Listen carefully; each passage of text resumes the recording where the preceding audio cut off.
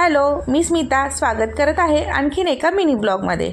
आज आपण उपीट कसं करायचं हे बघणार आहोत। त्यासाठी 1 वाटी रवा घ्या।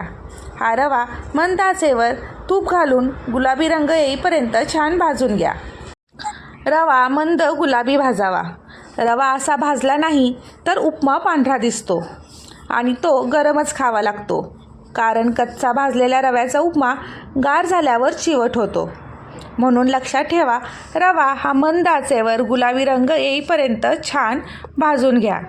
भाजताना तुम्ही त्यात तूप नक्की घाला आणि जर तूप अवेलेबल नसेल तर तुम्ही त्यामध्ये तेल देखील टाकू शकता।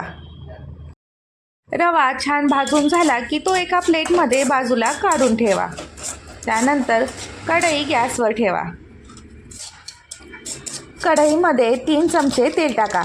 त्यामध्ये जिरे मोहरीची फोडणी घाला। त्यानंतर त्यामध्ये कढीपत्ता टाका।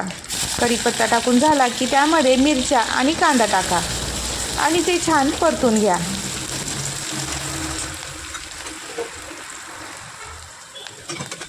कांदा छान लाल झाल्यानंतर त्यामध्ये चिमूटभर हळद घाला आणि ते देखील छान परतून घ्या।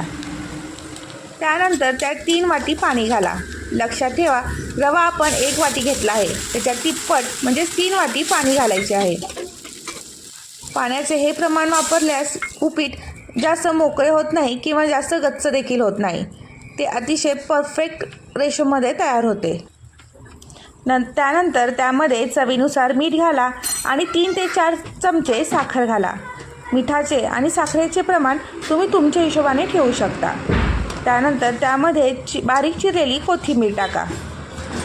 पाण्याला छान उकळी आल्यानंतर त्यामध्ये भाजलेला रवा हळूहळू टाका आणि एकसारखं ढवळत राहा, जेणेकरून त्यामध्ये गुठळी होणार नाही आणि रवा छान फुलून येईल। रवा पाण्यात छान एकजीव झाल्यानंतर त्यावर झाकण ठेवून एक छान वाफ काढून घ्या। तयार आहे आपलं उपीट। हे उपीट एकदा छान परतून प्लेटमध्ये सर्व करा। उपीट छान तयार झाल्यानंतर त्यावर 1 चमचा साजूक तूप सोडावे, स्वादिष्ट लागते। उपीट तयार झाल्यानंतर त्यावर खोबरे, कोथिंबीर आणि लिंबू घालून खाण्यास द्यावे। आवडली तर व्हिडिओला लाईक करा, शेअर करा आणि चॅनलला सबस्क्राईब करा। Bye bye.